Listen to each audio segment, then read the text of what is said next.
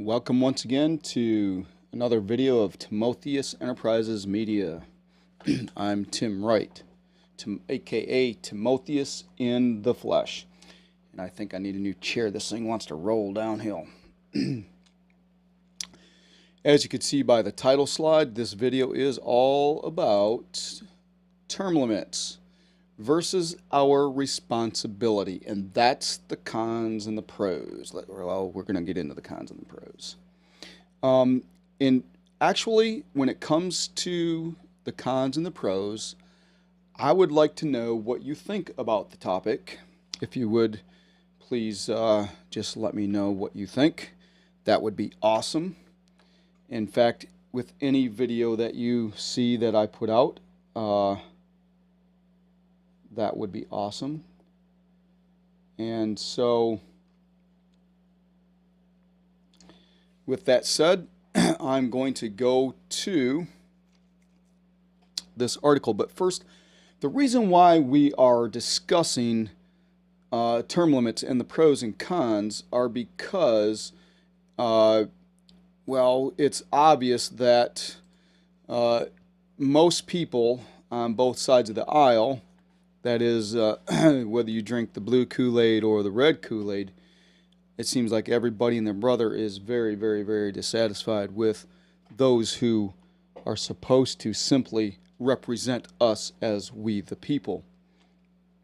Now, my statement that I just made does have a little quandary to it, and that is, if they are representing the people as they are supposed to, then why in the world is there an aisle to begin with? That is, you know, if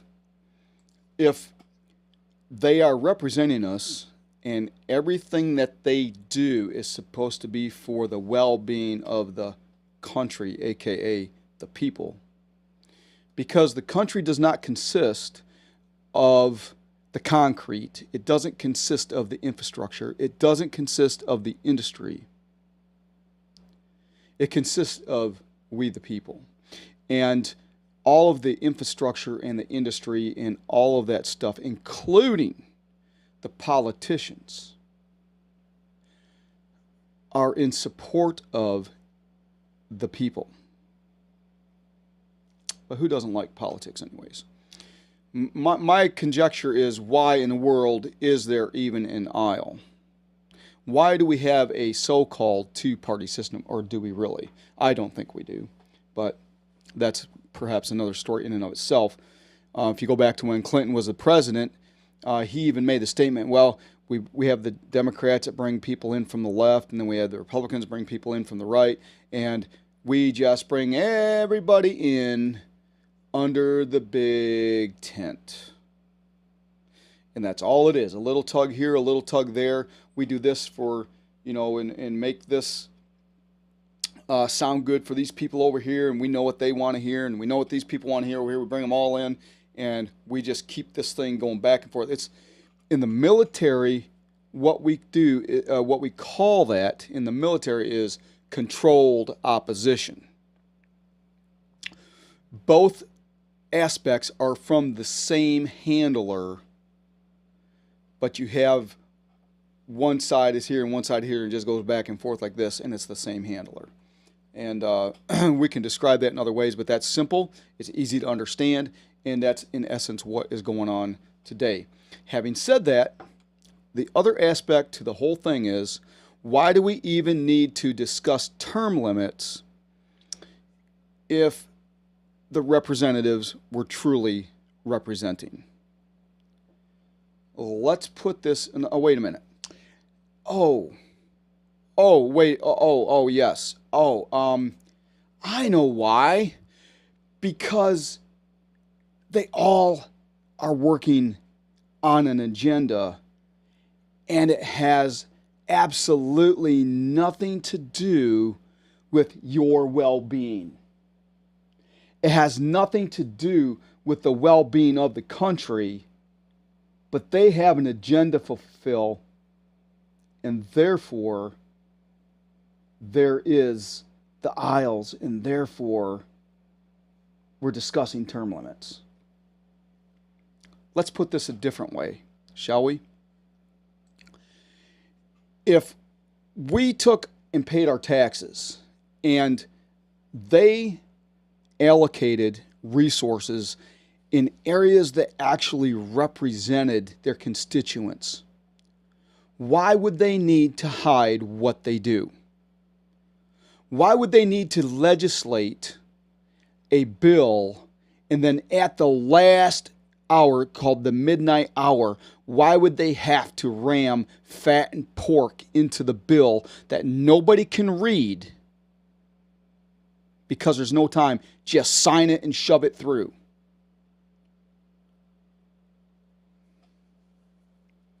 Maybe they're not representing we the people.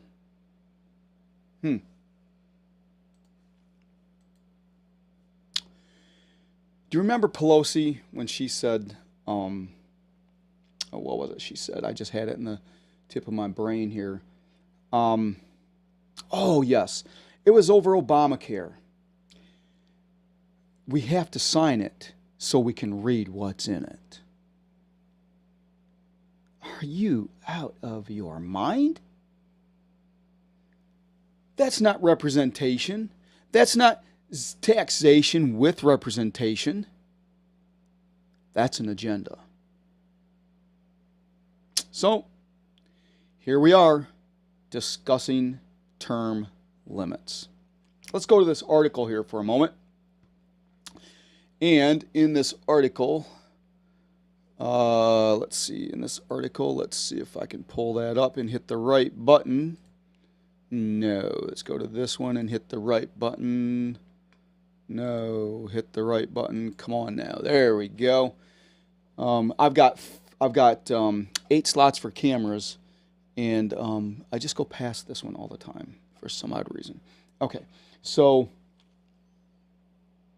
here we have divided we fall. Now, understand this. What I have up here on the tablet are articles from organizations that do have an agenda. Just so you know, these guys have an agenda. These guys have an agenda. These guys have an agenda. And these guys have an agenda. They are all nonprofit political organizations, very similar to think tanks, just so you understand this. And they write blogs and articles and all that good stuff. So here we have Term Limits, blah, blah, blah, blah, blah, by Jonathan Simpson. He wrote this. There was a date, April 7th, 2022. So it's not that old. This is not anything that was written this year. But it says here, we'll begin right here. Americans' dissatisfaction with their government is no secret. While opinions of the presidential administration may rise and fall dramatically from one year to the next, or from one administration to another, public opinion is fairly consistent regarding the performance of one of our most powerful and influential institutions, Congress. Congressional approval hasn't been above 40% since 2005. Well, that would be a possible reason for term limits. Or is it really? For about half of the time since 2005, it has been below 20%. So 50% of the time since 2005, it's been below 20. The other half of the time, it's been around or just above 40% of approval rating. And let me just say right off the bat that really is not, that just is not a great statistic. And that does in fact tell you where Americans are, whether they identify as liberals, conservatives, or other than that. And by the way, I really don't think it has a whole lot to do with, well, on the politician side, it has to do with the aisle, but on the people side, it has to do with the aisle only because people feel that is their only option when it comes to appointing people that are supposed to represent the people. And so they don't really realize that, hey, look, just kick them all out and bring people in that actually represent us. But there's another problem with that, and I'm going to get to that in just a moment. So we get back to this article. Yet even with such an abysmal public opinion, congressional incumbents enjoy a re-election rate that rarely falls below 90%.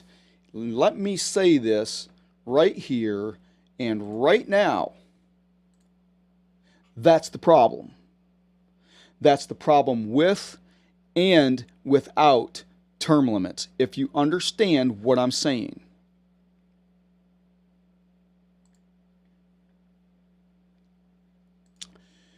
There is no reason why that statistic should be that high. As a matter of fact, what it should say, yet even without such abysmal public opinion, congressional incumbents should not enjoy a re-election rate, and it should barely make it above 10%. In other words, what I am saying is simply this. If they're not representing the people, they should be out of there by the vote, not because of term limits. And therein lies the problem. Let's get into that in a little bit later. Let's go back to the article. Term limits have long been thought of as a means to root out entrenched politicians, but despite having widespread bipartisan support, not really, because they all have their own agenda. From substantial majority of Americans, Congress has not seriously considered a term limits amendment. Well, that's because they have an agenda. Yeah, Americans actually support it bipartisanly, but Congress has never been serious about an amendment proposal since the early 90s because they have their agendas. That's why. I just was ahead of the game there. There is a clear disconnect between what Americans want from this elected body and what they actually get. So then why don't we just have them hit the streets? With this inefficient and wasteful government, partisan gridlock, and America's undeniable lack of faith in Washington, term limits are precisely the reform needed to improve our government. So here is their answer to the whole quandary. So now let's go ahead and discuss this whole thing for just a little bit. So the pros are that in term limits, every whatever set amount of time that these people are in office, they just have a rotating door and out the door they go. Now their argument is that, well, we can never get anything done because once we hit our term limit, that's just when the ball gets rolling. Well, that might partially be true, but if you were actually representing the people, you would cut that nonsense out too and just get the job done. You would go ahead and at the very least set it up for the next people coming in behind you. And there again is the quandary that term limits doesn't address, because if you have term limits, there's two negatives that I see are a problem. And the first is simply this. With term limits, if we go back to the initial portion of the statement, despite what we want, we still have a 90% rate of incumbents dating all the way back to the early 90s. So they just keep getting reelected for year upon year upon year upon year. And so, therefore,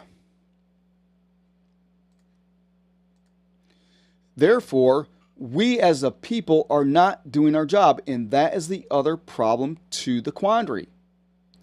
If we have term limits We will literally get lazier because all we will do is say, we'll just let it roll. Whatever level of agenda they're involved in, whatever level of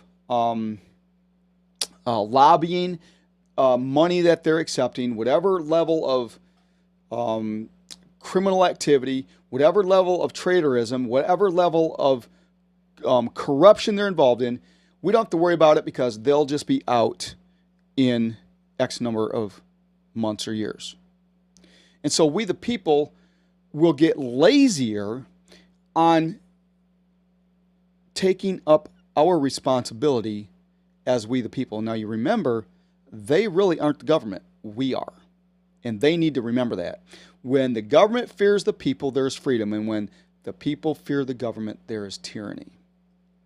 And when they don't do what they're represented or called to represent us to do in our form of government, then we, the people, are no longer the government.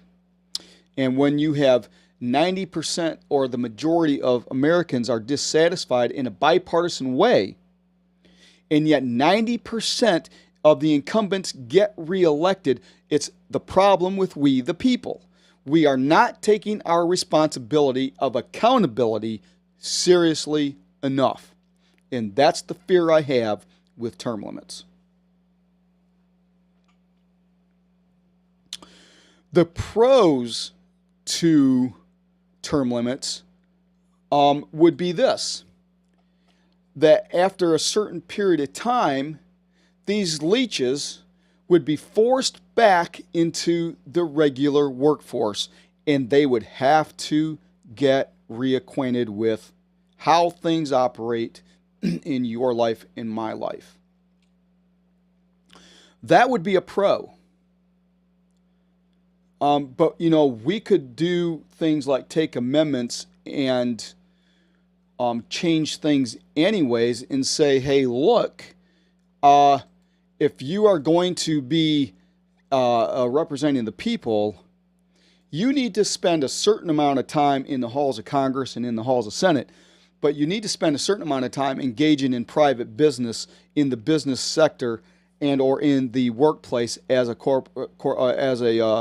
business owner or as a CEO of some sort or whatever, what have you. In other words, they need to understand exactly what is going on the street, and they need to earn their keep. And the second thing, in light of that, what we would have to do is make sure that everything that they would do in the scope of their elected office would not be able to be beneficial to them in any way more or above any way it would be beneficial to anybody else in business or in work in this country. In other words, there would be no special treatment. In other words, they couldn't stack the deck to their own business if they went back to the office to represent the people. In other words, their own business could not gain contracts simply because their CEO or owner was the elected representative pushing the contracts to their personal business. That would have to take place. Likewise, even as it stands right now, we should have right now legislation in place where these people who are not wealthy, are not millionaires, don't come out as millionaires because of the lobby money, the special interest money, the insider trading that they are exempt from when they put people like Martha Stewart in prison, when they themselves are guilty of much higher level aspects of insider trading. That is criminal in and of itself, and that needs to be done away with. If that was done away with, and the lobby money was done away with, and the special interest money was, done away with, and all of these things were done away with, we might find that a lot of these leeches wouldn't want to be in office for more than 2 or 4 years because they would make a whole lot more money conducting their own business or working for a corporation than they ever would making money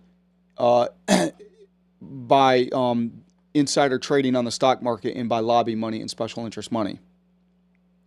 And so therefore, we wouldn't even need to be talking about term limits, because term limits outside of the president's office does not determine a balance of power or government.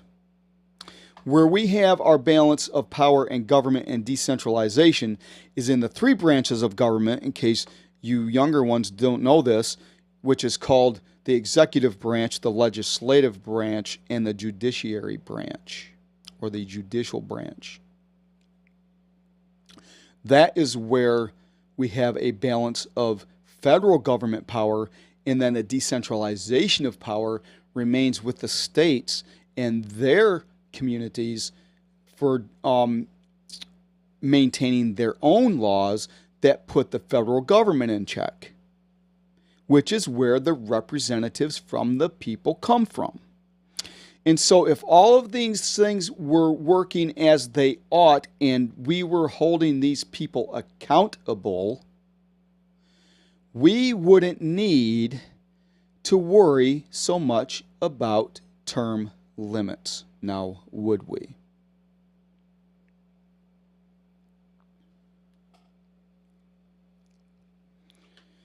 So the other thing that I think we need to consider, and I think this will be my last point in this short video, is simply this. Whatever laws that they make, one moment. Whatever laws that they make, that they legislate and pass, they, as our representatives, need to be held accountable to. In other words, they need to abide by the same laws that they make for we, the people. Instead of making the laws every day and breaking the laws every day, and instead of making the laws for the people, but they are exempt, and we saw this as a clearer than day, clearer than a crystal ball, over this pandemic called COVID-19, where they required everybody else to do this and that, but they themselves didn't have to do this and that. And they actually defied their own orders for the general populace. That's got to stop. And that's got to stop right now.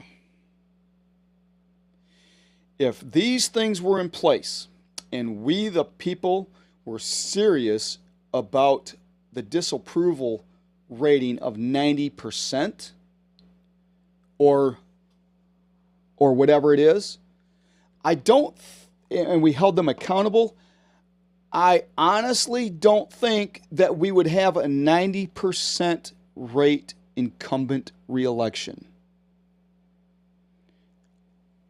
I just can't see it happening because it would not be profitable or beneficial in a personal way to those Congress persons,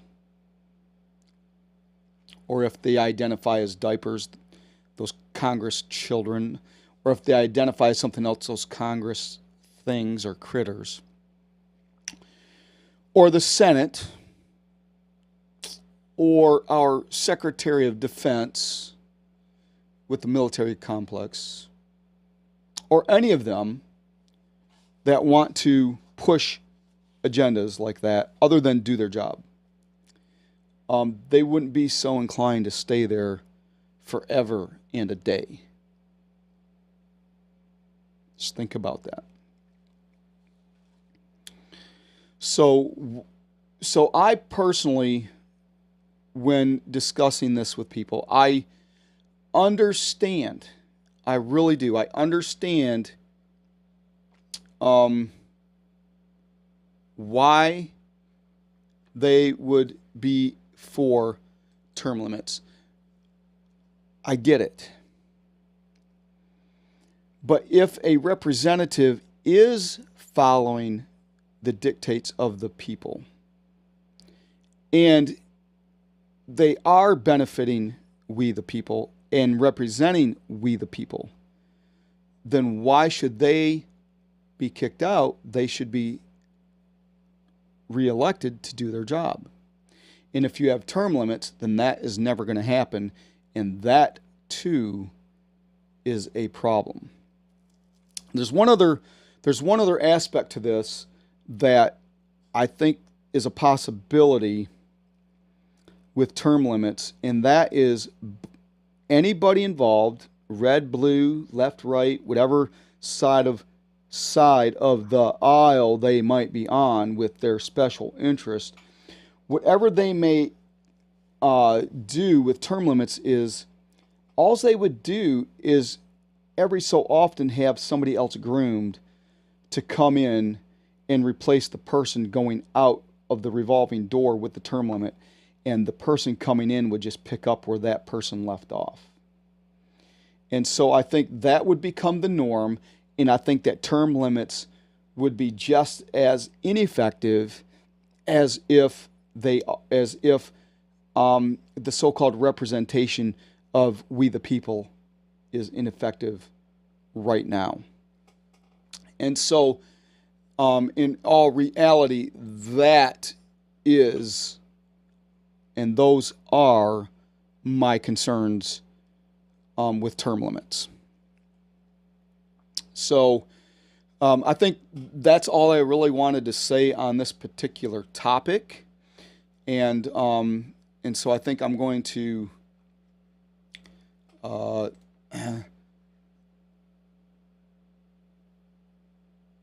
where am I here? Okay. I'm still getting used to this whole thing, so just bear with me. So all I can say is if you really benefited from this particular topic of discussion, and whether you agree with it or not, disagree with it or not, it really doesn't matter to me because I see both sides of it. But if this is a topic that has resonated with you, you like the thoughts, the back and the forth, please like and subscribe on Facebook and Rumble. However it is on Rumble when I put this out there.